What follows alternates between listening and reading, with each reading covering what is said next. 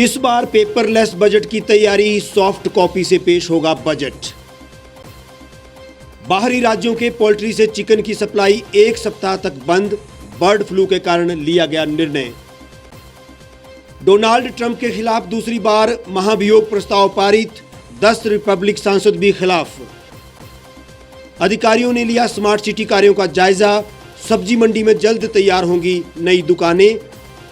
और मकर संक्रांति का त्योहार धूमधाम से मनाया गया, देवी देवता 1 माह के स्वर्ग प्रवास पर। नमस्कार, आप सभी का बहुत बहुत स्वागत है द रीव टाइम्स न्यूज चैनल में। मैं हूं हेमराज चौहान। अब खबरें विस्तार से। 1 फरवरी को देश का बजट प्रस्तुत किया जाना है। इस बार सबकी नजर इस बात पर टिकी है कि बजट किस तरह से पेश होगा। बताया जा रहा है कि इस साल कोरोना की वजह से पहली बार एक परंपरा टूटने जा रही है। पहली बार ऐसा होगा कि बजट की प्रिंट कॉपी नहीं छपेगी। इस साल बजट की प्रतियां भी नहीं छापी जाएंगी और सारे डिटेल सॉफ्ट कॉपी के रूप में ही दिए जाएंगे। कोविड महामारी की वजह से सरकार ने ये फैसला लिया है। अभी तक सांसदों और मीडिया आदि के लिए बजट की सॉफ्ट कॉपी दी जाती थी, लेकिन पहली बार ऐसी तैयारी है जब बजट पेपरलेस होगा। इस बार सांसदों को बजट की सॉफ्ट कॉपी दी जाएगी। वित्त मंत्री निर्मला सीतारमण 1 फरवरी को वित्त वर्ष 2021-22 का बजट पेश करेंगी। संसद का बजट सत्र 29 जनवरी से शुरू होगा और 8 अप्रैल तक चलेगा। यह 2 चरणों में होगा। पहला चरण जनवरी में शुरू होकर 15 फरवरी तक चलेगा, जबकि इसका दूसरा चरण 8 मार्च से 8 अप्रैल तक होगा। बजट छापने की पूरी प्रक्रिया वित्त मंत्रालय के लिए बेहद खास होती है। हर साल करीब 100 कर्मचारी करीब 15 दिनों के लिए पूरी तरह से वित्त मंत्रालय के दफ्तर में ही बंद हो जाते थे और मंत्रालय के प्रेस में ही बजट छापा जाता था। इस बार बजट की सॉफ्ट कॉपी साझा की जाएगी। बर्ड फ्लू के बाद बाहरी राज्यों के पोल्ट्री से चिकन की सप्लाई 1 सप्ताह तक बंद कर दी गई है। ऐसे में प्रदेश के अंदर की पोल्ट्री से ही चिकन की सप्लाई हो रही है। बाहरी राज्यों से सप्लाई बंद होने से मार्केट में ज़्यादा असर नहीं पड़ा है। बर्ड फ्लू के चलते पहले ही लोग चिकन खाने से परहेज कर रहे हैं। इससे मार्केट में चिकन की डिमांड भी काफ़ी कम हो गई है।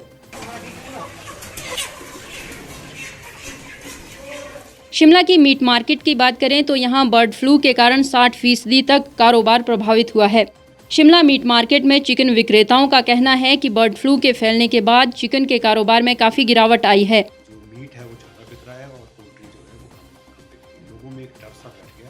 लोग चिकन लेने के लिए नहीं पहुंच रहे हैं, जिससे दुकानदारों को नुकसान झेलना पड़ रहा है।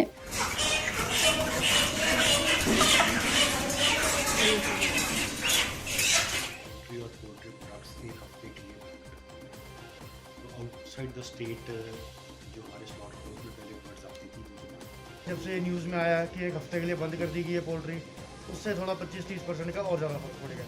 पहले 5-10% फ़र्क था, अब 25 से 30% का फ़र्क आ गया। पूरी मार्केट में फ़र्क है, पूरे इंडिया में फ़र्क है। पोल्ट्री में हर एक चीज़ में कहीं भी चले जाओ, पोल्ट्री में बड़ा फ़र्क आया है। बड़े बड़े मल्टी सिटीज़ में भी इसका असर पड़ा है और यहाँ पे भी पड़ा है। देखने को बहुत आया है कि ग्राहक का रुझान बिल्कुल भी नहीं है चिकन की तरफ। आजकल चिकन तो हम ले नहीं रहे हैं बर्ड फ्लू की वजह से। मैं आज मटन लेने आया हूँ और फिर भी जैसे कोरोना की एक वो था कि आ गया है कोरोना और दहशत थी, वैसे ही अब बर्ड फ्लू का भी है, वो भी अपने पैर पसार रहा है। शिमला में ऐसा है कि देखिए जो भी है कुछ भी है सब कुछ टेस्ट होके आता है डॉक्टर से, स्लॉट एविएटर में करता है हमारा और वहाँ से पूरा चेक होके आता है। तो ऐसे कोई रिस्क वाली बात नहीं है, फैक्टर नहीं है। गवर्नमेंट ने जो भी स्टेप्स उठाए हैं वो ज़्यादा ही बेटर रहेंगे। शहर में बर्ड फ्लू के डर के कारण स्वास्थ्य महकमा भी सतर्क है। इस बाबत दिशा निर्देश जारी किए जा रहे हैं। साथ ही शहर में साफ सफाई के प्रति भी सतर्कता बरती जा रही है। नगर निगम के veterinary public health officer doctor Neeraj Mohan ने कहा कि शहर में चिकन की डिमांड घटी है। उन्होंने कहा कि अच्छी तरह से पके हुए मीट को खाने में कोई दिक्कत नहीं है। इससे किसी भी तरह की बीमारी का कोई खतरा नहीं है। उन्होंने कहा कि कच्चे या अध पके मीट के सेवन से बचना चाहिए। जो हमारी कंजम्पशन 2-2,500 पर डे होती थी, वो शायद 1000 ही कटे हैं पिछले 3-4 दिनों में। तो मतलब 20% डिमांड है और मीट की जो कंजम्पशन है वो ज़्यादा। बर्ड फ्लू में चिकन और अंडे खाने की कोई प्रॉब्लम नहीं है। हिमाचल में अभी तक बर्ड फ्लू जो है वो सिर्फ माइग्रेटरी बर्ड्स में पाया गया है। मीट को, चिकन मीट को और एग्स को अगर आप 70 डिग्रीज एंड अबव पे बॉयल करके खाते हैं तो उसमें कोई भी इशू नहीं है। डोनाल्ड ट्रंप अमेरिका के इतिहास में ऐसे पहले राष्ट्रपति बन गए हैं जिनके खिलाफ एक ही कार्यकाल में 2 बार महाभियोग प्रस्ताव पारित हुआ है। डेमोक्रेटिक नियंत्रित अमेरिकी प्रतिनिधि सभा ने राष्ट्रपति डोनाल्ड ट्रंप के खिलाफ दूसरे महाभियोग पर बहस के बाद महाभियोग प्रस्ताव को पास कर दिया है। 197 के मुकाबले 232 वोटों से महाभियोग प्रस्ताव पारित हुआ है। 10 रिपब्लिक सांसदों ने भी महाभियोग के पक्ष में वोट दिया। अब सीनेट में 19 जनवरी को ये प्रस्ताव लाया जाएगा। Violence and vandalism have absolutely no place in our country and no place in our movement. Trump समर्थकों द्वारा अमेरिकी संसद भवन कैपिटोल हिल्स में जबरन घुसने और हिंसा को लेकर ट्रंप के खिलाफ प्रस्ताव लाया गया है। On this vote, the ayes are 232, the nays are 197.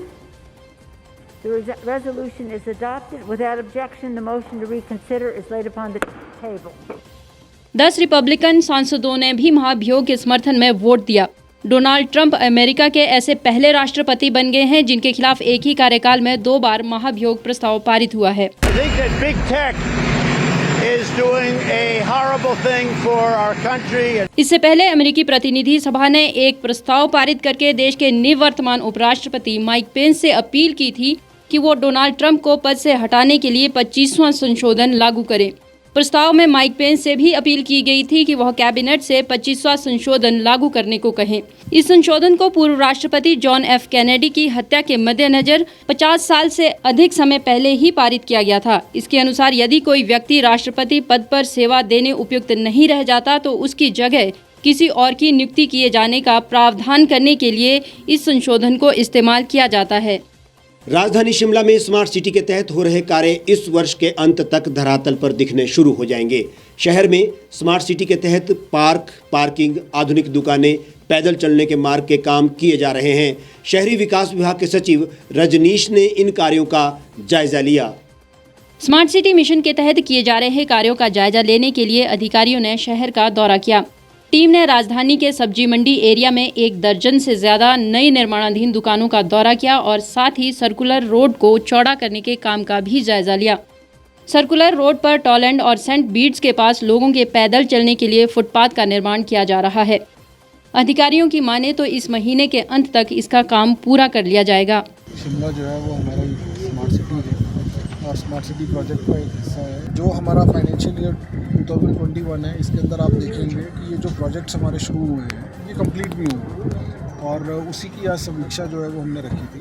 एक फोकस्ड वे के अंदर हमने आइडेंटिफाई किया कि 48 वर्क्स जो है वो हमारे इमीडिएटली जिनके ऊपर काम चले, बाकी जो हमारे कंप्लीट हो गए हैं और कौन से ऐसे प्रोजेक्ट्स हैं जिनको हमने और आगे बढ़ाना। शहरी विकास विभाग के सचिव रजनीश ने कहा कि शिमला शहर स्मार्ट सिटी में शामिल है और इसके तहत काफ़ी काम शुरू किए गए हैं।